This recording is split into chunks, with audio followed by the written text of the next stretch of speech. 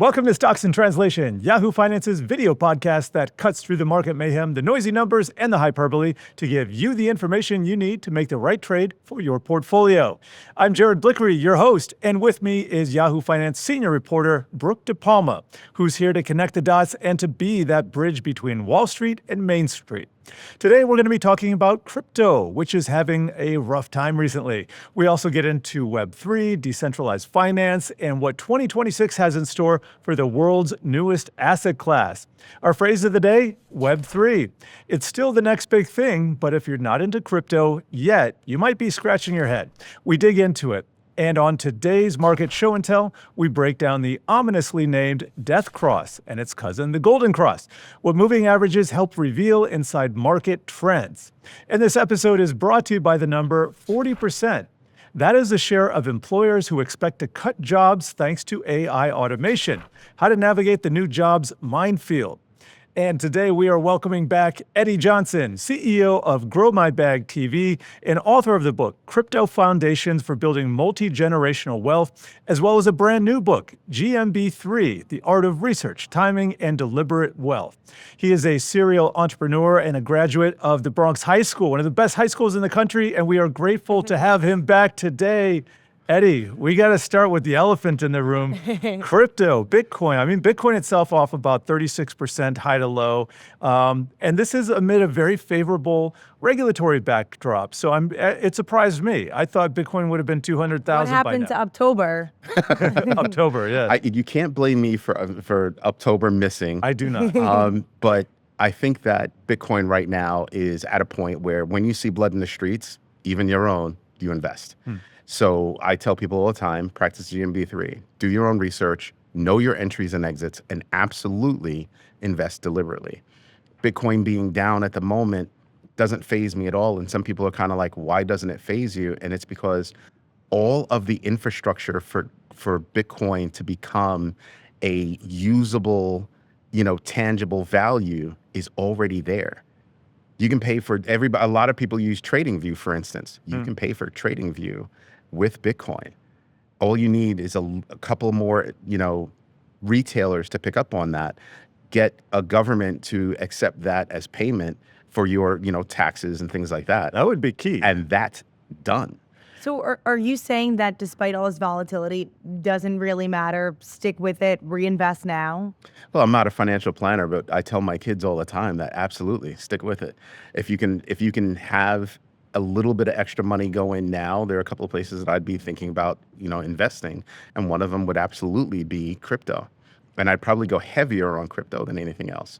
I do want to get to now our time for our word or phrase of the day. That is Web3. It's an internet layer where blockchains let people and businesses own and move digital value, money, identity, and assets directly without a central gatekeeper. Here's the critical Web3 context and history. Web 1 was reading static pages. Web 2 was reading and writing. Think like social apps, platforms. And Web 3 goes a step further. You can read and write and also own with tokens, wallets, and smart contracts. You can move value natively to the internet. So where do we stand in all this, Eddie? Web3 is actually a great space. It's a nice graduate, not necessarily a graduate, but a kind of complement to Web 2, meaning that I can do a lot of different things on Web 3 that I can't do on Web 2. I can accept crypto. I can have virtual spaces. There's a lot more things that kind of enhance the experience.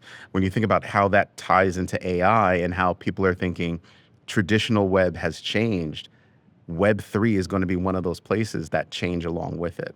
I want to ask you, I guess this is in two parts. First, how along are we into Web3 deployment, adoption? Because I've heard about this for years, but it seems like it's kind of gathering steam now. And then what's the plug-in with AI? That just seems to open all kinds of things, maybe a Pandora's box or two, I don't know.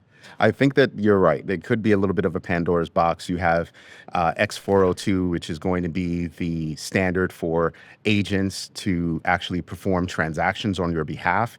So you have a lot of tie-ins like that people are going to have to stop and think about, well, what's the security behind it? What's the human in the loop in that process? Once you have identified that, you're talking about an environment that can mean a lot and actually do a lot.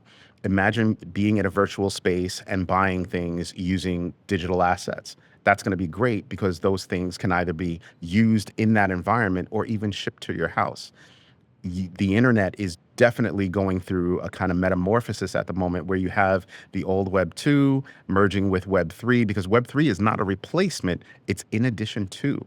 And that tying in with AI and what you can do with virtual worlds. If you're a gamer, having an NPC that can actually kind of think and kind of interact differently, so your every interaction with it is slightly different, that's going to bring a lot of people in. So I'm looking forward to it. For the everyday person, put this in context. Where could they go looking for it? Like, are you looking at, say, a Roblox? What sort How of is it going to companies? affect the everyday person Yeah. first? Like, what are they going to And see? what What are they going to companies are you notice? looking at? So imagine you going to a store, but doing it virtually, walking up and down the aisles virtually. Sounds like Roblox. It sounds like Roblox. Technically, if you look at Roblox, it kind of is Web3, right? I've got a virtual currency. I can walk around in a virtual world. You don't just need the visors that people are putting on to actually do this kind of thing. So when I look at different companies that are involved, there are too many companies for me to name, but I'm looking for companies that have some history to them, some real use case to them, not just, oh, I'm doing it for the sake of doing it. There are a lot of companies that do that, but you've got museums already in the Web3 virtualization space. What I look at is, what else are you doing? Everybody thinks of Web3 as just this virtual space that you can play in, but it's also DeFi. It's also just it being able to accept crypto. All of that fall under the Web3 umbrella. I want to go back to the regulatory environment, which I kind of hinted at earlier. Is there anything else that needs to be done by Congress to either remove a roadblock or to speed things up, or are we in a pretty good space right now? I think that Congress needs to finish what they've started, right? You have the Genius Act, which kind of puts guardrails around stablecoins. I think stablecoins is going to be the next area that can wind up being just like meme coins in terms of there are going to be a ton of stablecoins that are going to be created, and there are going to be a ton of stablecoins that just go away, right? I think the big players that are in that space right now, USDC, USDT, they're going to be here forever. No matter what people think, people The fact that they're still here is impressive, so I will say that. It is. I mean, you have Tether that went out. Everybody talks about how they've never been audited, but Tether's never been audited, kind of, sort of, but they can also prove that they own 112 tons of gold. They own some of the largest amounts of U.S. treasuries, proven. So when I sit back and I think about that, I'm going, these guys definitely know what they're doing, right? Arduino knows what he's doing. He knows where his head is at. They're making investments out, taking their money, their profits, and then moving it into other areas of revenue. I don't know. Yeah. Well, I want to talk some technicals right now. So it is officially time for market show and tell. We recently looked at the 50-day moving average, and today we're going to combine it with the 200-day average. And a little refresher. The moving average is the average price of a stock or other asset over a set number of periods or days. Helps smooth out the noise and reveal the trend. So the 50-day moves faster than the 200, and when it crosses under the 200, that is called the death cross. And when it crosses back above, that's called the golden cross. The benefit to trading off of these is that they tend to keep you on the right side of the market, but there is a downside. When the market goes sideways, you get lots of crosses, lots of choppiness, which is not good for your trading account. So I'm wondering if you use moving averages in your work. I know you got 5 trading schemes. What is on your trading screens here? On my trading screen right now is going to be what we call the GMBX factor, right? The GMB factor. And that's the distance from where a coin is now to where it was at its all-time high and what it would take to get there. We look at that because a lot of these things that people are using in the stock market only partially translate into the crypto space and vice versa. So I'm taking the death cross, I'm taking the golden cross, but I'm also looking at that X factor and kind of saying to myself, oh, what are we doing with this? How far away are we? And then we add just one more little thing. What my personal thought is on where I think a coin or a stock is going to go. Discretion. Yeah, Excellent. personal discretion. But what's interesting, though, is that we are so recently off these record highs. And so how do you assess that moving into the back end of the year? There was so much optimism, like Jared had mentioned, with legislation, with the administration backing this. So does that sort of change these three ways that you engage this The discretionary aspect of it. discretionary? So one of the things that I start to look at, and when you look at my show, you can see that I have bands. And that's where a stock or a crypto is moving laterally. And I try to identify that because that's going to give you a pattern. Like Bollinger Bands or? Sort of like Bollinger Bands, but I literally say, this was the low. This was once the barrier for it to move up or the barrier for it to move down. Okay, so price action, ceilings, and floors. Exactly, Okay. exactly. So I'm looking at those, and we're rediscovering those same bands right now. So now I'm loading up on what kind of things I'm seeing moving in those spaces, because you can make money when the stock market's going up, but you can also make money when the stock market's going down, because almost nothing goes down in a straight line, almost nothing goes up in a straight line. And if you know how to actually identify those things using tools like those, maybe you can got make a 5 couple of bucks. screens. Well, there you go. You meant The world is your oyster. The world is your oyster. But we do need to take a short break. But coming up, we're talking AI job cuts and a runway showdown for crypto lovers and foodies alike. Stay tuned.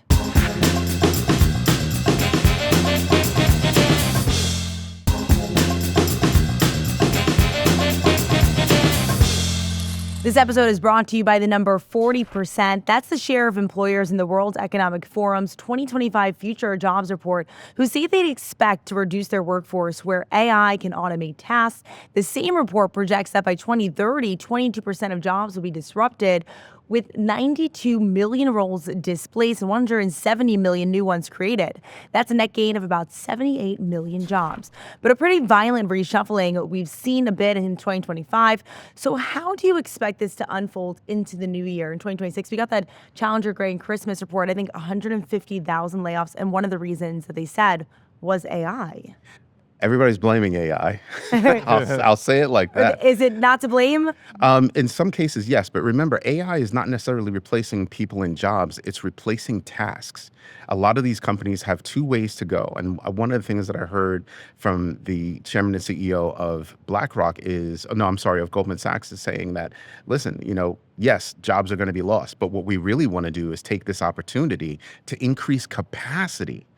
And that's a totally different outlook than a lot of these others. Productivity or what? For productivity. So if I can take these tasks off your desk and I can have you do something else that goes straight to our bottom line, what are we going to be able to accomplish? More. And so the first thought is do more. But a lot of these companies aren't looking at it like that. They're looking at it as, well, we're going to fire, we're going to replace, we're going to do. Okay, we'll see who wins at the end of the day. But I think it's going to be companies, small businesses, large businesses, enterprises that are going to do well when they decide that we're going to increase capacity and really look at our people and say, we can upskill you, and not just in AI. We can upskill you in areas that we see are going to be necessary as we move forward. Yeah, I mean, my personal productivity here at this job, my work product is up 3x, thanks in part to ChatGPT and a lot of the automation, the research it does, and it does a lot of the basic stuff. It's like having a personal assistant. I'm wondering where this goes, though, and how it shakes out. Like you mentioned Goldman Sachs. That's a top-tier employer, and they're thinking about empowering their employees, giving them all the tools. But there's got to be some kind of retraining, and that takes years. The average person on the street isn't necessarily going to be able to be retrained for certain roles in a short period of time. Meanwhile, you have the displacement. So this goes way beyond day trading. But how do you think this resolves itself? I think it resolves itself with people having to change their game, right? When you had, I'm going to date myself right now. When you think about way back when Microsoft Office came out, right? Yeah. It became the ubiquitous office tool. You had to learn it. Yeah, it was WordPerfect before that. And exactly. Whatever suite that was. WordPerfect and Lotus Notes. Yes. Oh my goodness. Lotus 1, 2, 3. I'm really old. So you start to realize that you learned those new tools back then. You can learn these new tools now. And what's really going to change isn't the fact that it's just, learn how to use ChatGPT. That's not what I'm talking about. I'm talking about businesses are going to have to change how they actually operate. Their business processes are going to change. And when they figure out what business processes are going to change, that's when you're going to see a market improvement. And I'm looking at Goldman Sachs and saying, oh my God, this guy just came out on international television and said that one thing, and that made me a Goldman Sachs happy boy right now. Interesting. You have a timeline for all this? Give it 2 to 3 years. Okay. 2 to 3 years. Okay. All right. Well, we got a little time, Brooke. Sometimes hilarious. It's trying to pick up all the way. But we're even hearing from retailers and other employers. I guess if for someone out there who maybe isn't in the workforce yet, and they're hearing this and they're fearful that they can't know everything, that now a new employer, maybe they're ahead in the AI game, they need to learn everything. What would be your advice here? My advice would be start doing research on what employers are talking about. Because of AI, the idea of entry-level jobs is being redefined right now. So we need to figure out, well, what's the new definition in what industry is going to be that new definition where I might be able to find a new job, and prepare for that, and don't worry about what you have going on the second. I want to get back to some market talk here. We talk about Bitcoin and sometimes Ethereum. Anything in the token space, the altcoins that you like right now? Oh, man. I'm going to say I've made a couple of bucks on Aster, which is like Hyperliquid. I've made a couple of bucks on Hyperliquid. There are a few coins that I look at. Just trading, or you actually like the fundamentals? I love the fundamentals. So I only trade on things where I've actually done my own research. And what goes does that back to look? that three. And so What's in that crypto, process? because crypto fundamentals, some people say, oh, they don't exist, but you have community. I mean, you have metrics. So what do you use? Looking at it, I'll take some things from Wall Street, right? As I was saying before, it's kind of, I'm going to look at, well, what's the RSI, what's the MACD, but then I have something that we've created, which is a GMB factor, and that factor is what's the difference from now to what that all-time high is, and what that all-time high is says, well, this is what the real X is going to be. I'm 1X away, I'm 2X away. And you can actually look at that and say to yourself, oh, well, that's a realistic number, as opposed to I'm sitting here guessing, finger in the wind, as to what the all-time high is going to be, or when we're going to hit it. I also look at the time frame for that: 30 days, 60 days, 90 days, beyond. Beyond 90 days, it literally is just beyond. So I'm breaking it down in those kinds of ways. And just for the viewers here, we've said GMB a number of times, and I think I've kind of pieced it together in my head, but you're looking at that as a multiple of how far an asset is from its all-time high, or just break it down for okay. That's exactly it. So where I am today, maybe my stock price or my crypto is at $1. Let's use Bitcoin. Let's say it's down 33%. Well, if it's down 33% from its all-time high, well, what's that X factor? That's a calculation that we do that says from today, right now, this is the dollar amount, 38 and change, 37 and change, whatever it is, to 126 4 and change, something like that. Right. And you say to yourself, well, what's the distance between there? And what that does for you is it says, I now know that amount of money that I could possibly make if I invest right now. And then I can load that up against all the other cryptos that I like. And I can say, if I put my money here, here, here, and here, that's where I'm going to make my best return on value. That is an interesting way of looking at markets. I gotta think about that one. So thank you for that. Now we've got a markets take on a classic Hollywood gab show staple, Who Wore It Better? And on today's Runway Showdown, we are taking crypto straight to your stomach, pitting late-night cravings against fine linen tablecloth discipline. On the left catwalk, we've got our street food token, a swaggering vendor chic look with a logo hoodie under a grease-splattered apron, cargo pants, and neon sneakers, juggling trays of spicy meme coins and double-digit yields. Then on the right, it's our fine dining blue chip, a sharply tailored chef's jacket over a minimalist suit, polished Oxfords, and a calm, measured stride, serving up carefully positioned Bitcoin and Ethereum, paired with boring but steady risk management. The question for you, Eddie, in this market, who's really wearing crypto better right now? Is it the street cart sizzle, or is it the fine dining fundamentals? Ooh, that's an evil question. Thank you. I blame AI. I'm probably going to say the former, because that person is juggling right now and they have to know a whole bunch of different things, as where the other person is looking at it from a perspective of, these are the metrics I've been using, I've always used them, and it kind of puts me in a corner of, am I not willing to learn new tricks? Oh, well, that's an interesting take on that. So what are the new tricks that you're learning right now? Ooh, the new tricks that I'm learning right now is, I go back to the same thing. My fundamentals are do your own research, know your entries and exits, and absolutely invest deliberately. Doing your own research should be easy. You always invest in yourself first. Second one, knowing your entries and exits is not just the number that you get in on, but it's also the pathway that you make the purchase and the pathway that you make the sale. I like that. Right? And then the last one is absolutely invest deliberately.